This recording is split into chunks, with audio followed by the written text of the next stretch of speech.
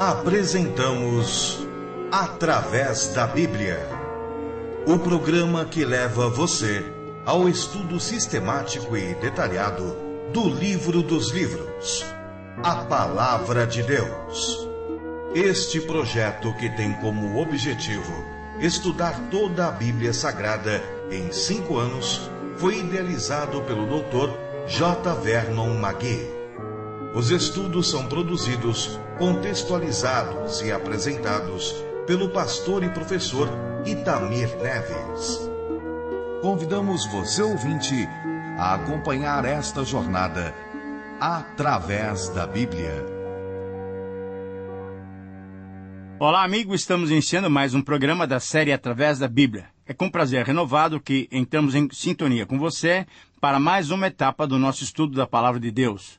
Como você bem sabe, o objetivo desse programa é estudar toda a Bíblia, pois cremos que o seu estudo contínuo e sistemático nos ajudam a adequar a nossa vida à vontade do Senhor. A vontade divina está expressa claramente em todas as páginas da Bíblia Sagrada. Assim, ao darmos sequência ao estudo de Malaquias, do livro profético desse último profeta da Bíblia, completando hoje especificamente o estudo do primeiro capítulo, devemos ficar atentos para aquilo que vamos encontrar, que são declarações da vontade de Deus para as nossas vidas. Você sabe que logo no início dos nossos programas, nós dedicamos alguns minutos para 2 atividades. Em primeiro lugar, eu quero registrar a correspondência que recebemos do Francisco. Ele nos enviou seu e-mail lá de Anápolis, no estado de Goiás. Foi essa a sua mensagem. Meus queridos irmãos, em todas as madrugadas estou sempre ligado nessa programação maravilhosa. Faço parte de uma dupla com minha filha e adoramos o Senhor por todo esse Brasil. O objetivo desse e-mail é dizer que admiro muito o trabalho de vocês, sempre de madrugada quando nós viajamos. Nós acompanhamos vocês. Deus abençoe vocês, um grande abraço em todos. Que Deus abençoe o ministério, pois esse trabalho é ministério, sim, para a glória de Deus. Amém? Amém. Amém, Francisco. Muito obrigado por suas palavras, querido irmão. Muito obrigado pelas suas orações. O nosso propósito é esse, de comunicar a palavra de Deus de forma simples e clara, para que muitos possam entendê-la e aplicá-la em suas vidas. Pelo que você está nos dizendo no seu e-mail também, nós louvamos a Deus porque você também tem conseguido ministrar a palavra de Deus através de músicas e canções com a sua filha, e nós louvamos a Deus porque podemos fazer parte do ministério que o Senhor tem nos dado para proclamar o seu nome por todo esse Brasil. E agora, então, em segundo lugar, eu quero convidá-lo a outra atividade inicial dos nossos programas. Nós vamos nos colocar diante de Deus, orando e pedindo as bênçãos do Senhor para esse projeto e para o estudo de hoje. Vamos orar. Senhor Deus, obrigado porque Tu nos ouves. Te pedimos, Pai, que o Senhor nos conceda a iluminação do Teu Santo Espírito para compreendermos a Tua palavra e aplicá-la em nossas vidas. Obrigado porque hoje, ao estudarmos Malaquias, podemos entender a Tua palavra para nós, as Tuas ordens, a Tua voz, que nós possamos glorificá-lo e engrandecê-lo e exaltá-lo. Nós também Te pedimos que o Senhor possa dar a Tua bênção para o Francisco, para a sua filha, no ministério que eles têm realizado, divulgando o nome do Senhor, louvando o nome do Senhor por todo esse Brasil. Nós Te louvamos, Te pedimos a Tua bênção, a Tua presença conosco, em nome de Jesus. Amém. Fortalece a fé, conhecer nosso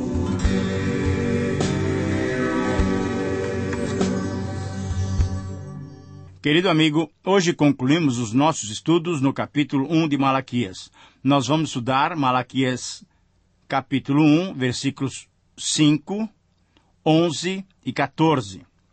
Nesses versos, nós temos a afirmação de que Deus é grande, e por isso toda honra e glória e majestade devem ser tributadas a Ele. As palavras desses versos nos mostram que, enquanto o povo de Israel, que tinha sido libertado pelo Senhor do exílio da Babilônia, estando novamente na terra prometida, enquanto Israel não o adorava corretamente, não o honrava como ele merecia e não o obedecia como ele ordenava, muitas outras nações que não eram povo de Deus o adoravam, o obedeciam e o honravam, curvando-se diante do seu nome e da sua grandiosidade. O próprio Deus, através do seu profeta Malaquias, declarou de forma irrefutável que o seu nome era grande e é grande entre todas as nações. Ora, ao ressaltar essa grande verdade, o Senhor nos chama a atenção. Nós que somos seu povo, nós que somos seus filhos, nós que o conhecemos como Pai, devemos adorá-lo e reverenciá-lo, pois mesmo aqueles que não o conhecem se curvam diante dele em adoração e em engrandecimento. Querido amigo, precisamos lembrar que o que ocorreu com o povo de Israel deve servir de alerta para as nossas vidas, ou seja, estas coisas se tornaram exemplos para nós e foram escritas para nossa advertência, conforme disse Paulo aos Coríntios no capítulo 10, versículos 6 e 11. Nos versos que estudaremos hoje, é visível que, enquanto o povo de Deus o desprezava, o nome do Senhor era honrado entre as nações, versículos 11 e 14. Segundo, enquanto o povo de Deus o desonrava, a grandiosidade do Senhor era expressa inequivocamente, além dos limites geográficos, versículos 11, 5 e 14. E em terceiro lugar, por não prestarem a adoração devida ao seu nome, a recompensa do Senhor seria severa contra os que, tendo a possibilidade de cultuá-lo corretamente, o faziam de modo desprezível. Veja, por exemplo, o versículo 14.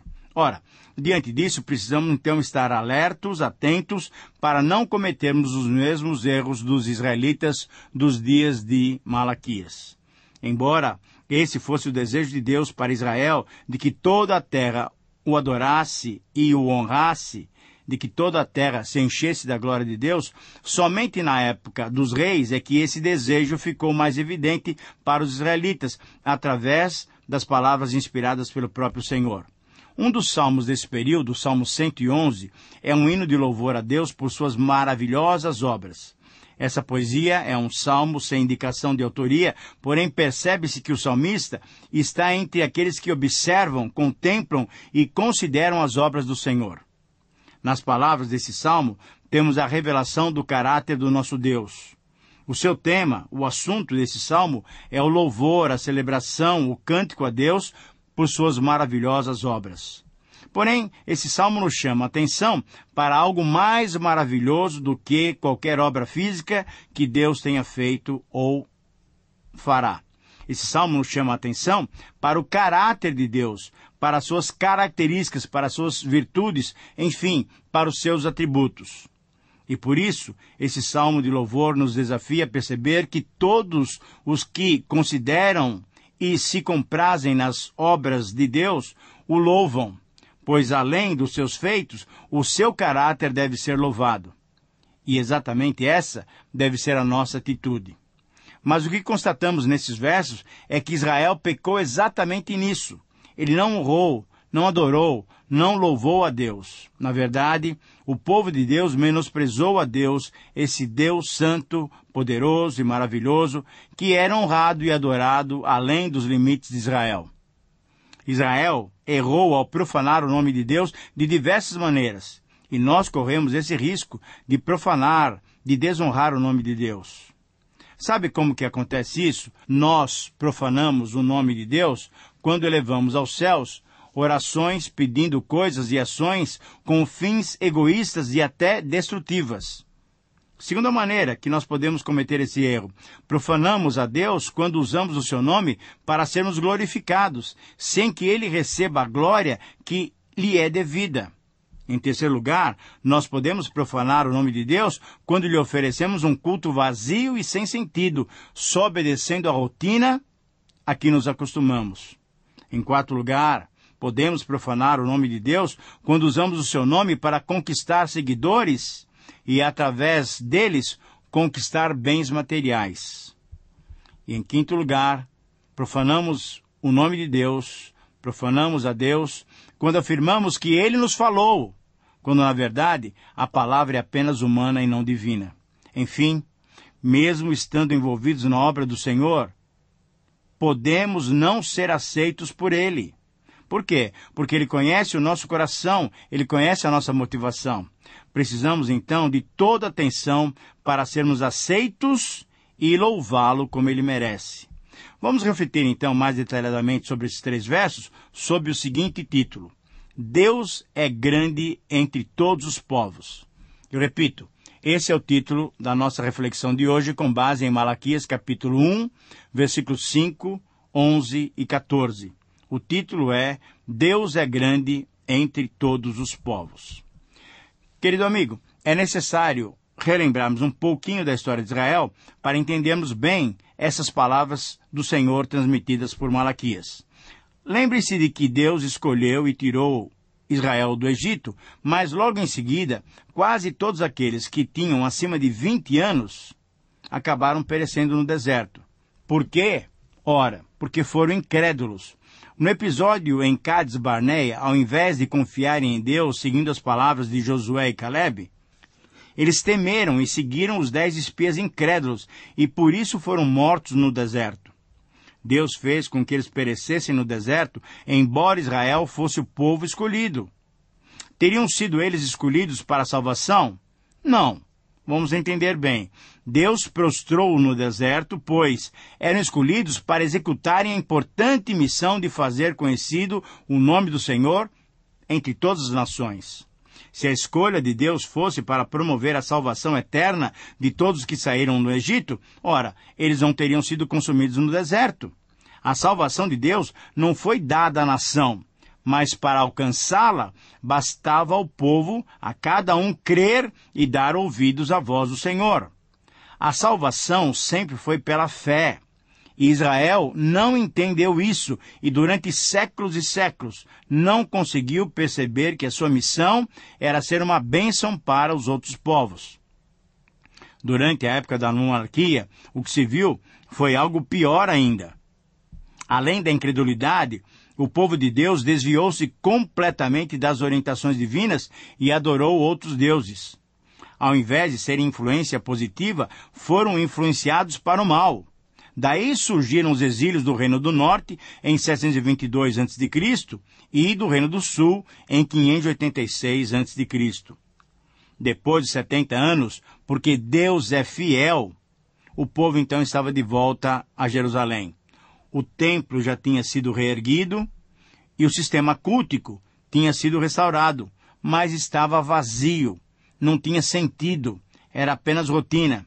Assim, o que se verifica é que a sentença de Deus proferida por Malaquias contra Israel tinha como objetivo repreender a nação, visto que a nação toda havia se distanciado da intimidade, da presença do Senhor. Por isso, o livro tem o seu início com essas palavras: sentença pronunciada pelo Senhor contra Israel. Lembre-se do versículo 1 do capítulo 1. Ora, a sentença é específica ao povo de Israel, pois todos se desviaram, cada um após os seus próprios caminhos. Assim também tinha dito o profeta Isaías em 66:3. Resumindo, Israel foi escolhido para a missão de tornar conhecido o nome de Deus a todos os povos, mas Israel falhou. Nem se beneficiou da escolha, nem cumpriu a sua missão. O nome de Deus foi conhecido por sua própria revelação e por suas próprias obras em favor desse mesmo povo, do povo rebelde de Israel. De volta agora à terra palestina, de volta a Jerusalém tão amado, de volta ao templo por fim reconstruído, depois de aproximadamente um século dos ministérios de Ageu e Zacarias, o povo de Deus estava novamente necessitado de uma séria advertência, pois o culto oferecido a Deus causava repulsa ao próprio Deus. As suas palavras, através de Malaquias, foram contundentes. Tomara houvesse entre vós quem feche as portas, para que não acendesseis devalde, isto é, em vão, o fogo do meu altar. Eu não tenho prazer em vós, diz o Senhor, nem aceitarei da vossa mão a vossa oferta. Capítulo 1, versículo 10. Querido amigo, enquanto havia essa rejeição da parte de Deus, em outras nações, o seu nome era adorado e reverenciado corretamente. Por isso podemos estudar esse texto, então, extraindo dele esse princípio. Todos os povos devem reconhecer constantemente a grandiosidade de Deus. Eu repito, esse é o princípio que os versículos 5, 11 e 14 do capítulo 1 de Malaquias nos apresentam. Todos os povos devem reconhecer constantemente a grandiosidade de Deus. E nesse texto nós encontramos 3 evidências da grandiosidade de Deus. Em primeiro lugar, a grandiosidade de Deus é evidenciada além dos limites geográficos. A grandiosidade de Deus é confirmada visualmente. Diz o versículo 5, os vossos olhos o verão. O contexto desse verso é a declaração do amor de Deus para com seu povo. Ao afirmar o seu amor, lembre-se dos versículos 1 até 4, quando Deus afirma o seu amor para com Israel, fica evidente a escolha por Israel e a contrariedade contra Edom. Deus, em sua soberania, faz as suas escolhas e elas têm por base a sua graça. Israel deveria ver e observar esse grande amor de Deus ao confirmar a mão justa de Deus contra Edom. Ao reconhecer visualmente esse grande amor, Israel estaria honrando e dignificando o nome do Senhor. Será, querido amigo, que você tem visto o agir de Deus na sua vida e o tem adorado de modo correto? A grandiosidade de Deus também é confirmada pelo povo de Deus. Vai ser confirmada. E assim o texto do versículo 5 diz ainda, e vós direis. Veja que a expressão aqui é plural e envolve todo o povo. O povo como nação deveria reconhecer a grandiosidade de Deus e deveria proclamá-la. Os povos devem ouvir de nós, que somos filhos de Deus, que Ele é grandioso, inclusive além dos limites de Israel, inclusive além dos limites dos seus domínios. A grandiosidade de Deus, então, é confirmada oralmente. O que eles deveriam dizer? Grande é o Senhor também fora dos limites de Israel. Essa era uma expressão que estava sendo dita por Deus através de Malaquias. Mas era essa a intenção de que Deus queria que nós, como seu povo, Israel como seu povo, proclamasse. Grande é o Senhor também fora dos limites de Israel. Enquanto Israel estava duvidando do amor de Deus, Edom era confrontado com a realidade de que Deus estava contra eles. E o fato de Deus se colocar contra Edom era uma demonstração clara do seu domínio, do seu poder, da sua soberania sobre todas as nações, como os demais profetas claramente também já tinham afirmado. O juízo divino sobre as demais nações já tinha sido mencionado por Isaías, Jeremias, Ezequiel e vários outros profetas como prova clara do seu poder soberano e universal. Muito bem, agora em segundo lugar, então, a grandiosidade de Deus é evidenciada através da adoração correta. Veja o versículo 11. A grandiosidade de Deus é confirmada pela extensão da adoração oferecida. Vamos então verificar esse versículo 11 fazendo 3 afirmações. E a primeira afirmação é essa, com base no início do versículo 11. Mas desde o nascente do sol até o poente, é grande entre as nações o meu nome. Querido amigo, a grandiosidade de Deus é confirmada pela extensão da adoração oferecida. O juízo divino entre as nações inimigas de Israel, inclusive sobre Edom, era uma demonstração da superioridade e da grandiosidade de Deus sobre todas as nações, sobre os deuses dessas nações. Essa expressão, desde o nascente do sol até o poente, já tinha sido usada no tempo da monarquia, como vemos no Salmo de Asaf, 50, versículo 1, e no Cântico dos Degraus, no Salmo 113, 3. Mas também era uma expressão que já tinha sido usada pelo profeta Isaías, por exemplo, em 45:6, 59:19, ao expressar o poderio e a abrangência da grandiosidade de Deus. Uma segunda afirmação é confirmada a grandiosidade de Deus pelos sacrifícios puros que os outros povos ofereciam. Diz assim, o versículo 11, e em toda terra, em todo lugar, lhe é queimado incenso e trazidas ofertas puras. Querido amigo, mesmo sendo povos que não conheciam e não obedeciam às leis divinas reveladas a Moisés, esses povos apresentavam ofertas aceitáveis. Por exemplo, dê uma olhada lá em Isaías 60, versículo 7. E por isso tinham a promessa divina de que seriam levados ao meu santo monte e os alegrarei na minha casa de oração. Por quê? Porque os seus holocaustos e os seus sacrifícios serão aceitos no meu altar, disse o Senhor através de Isaías, capítulo 56, versículos 6 e 7. Uma terceira afirmação é que a grandiosidade de Deus é confirmada pelo valor dado ao seu nome. Porque o meu nome é grande entre as nações, diz o Senhor dos Exércitos, nessa última frase do versículo 11. O valor do nome de Deus foi destacado por Malaquias por 4 vezes nesses 3 versos. No versículo 5, no versículo 11 e no versículo 14. Provavelmente e muito certamente com a intenção de que os seus ouvintes não se esquecessem desse fato, de que o nome de Deus é grande e honrado entre todas as nações.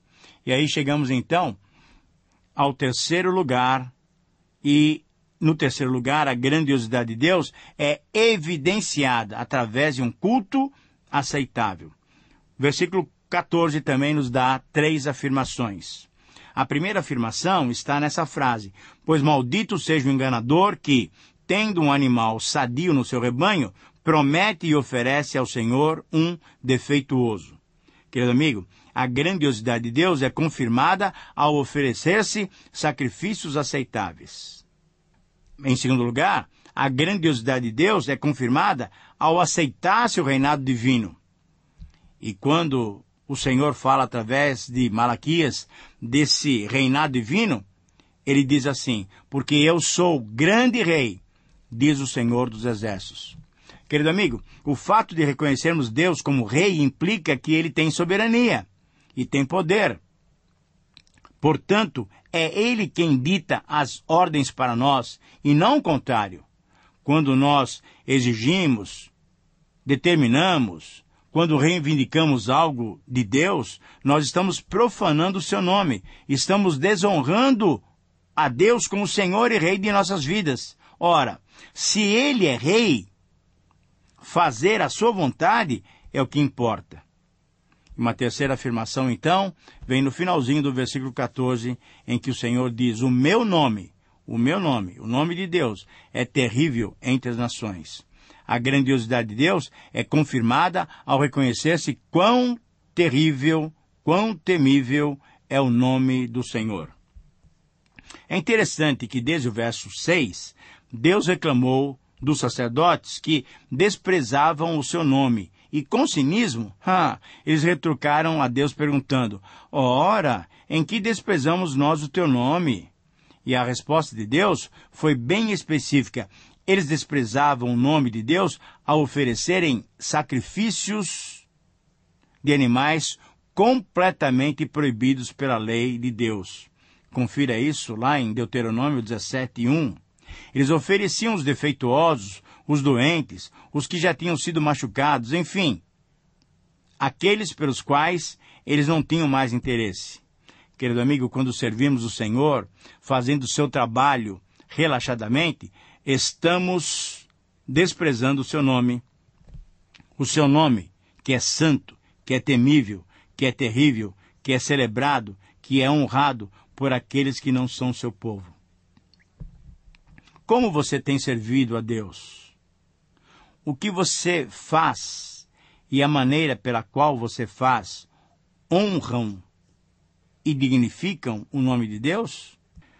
Querido amigo, ao concluirmos esse estudo, com o qual também nós concluímos o estudo do capítulo 1, lembro, entretanto, que o tema termina no verso 9 do capítulo 2, e nós vamos estudar no próximo programa. Nós chegamos ao desafio de engrandecermos e exaltarmos sempre o nome de Deus. Fazendo como?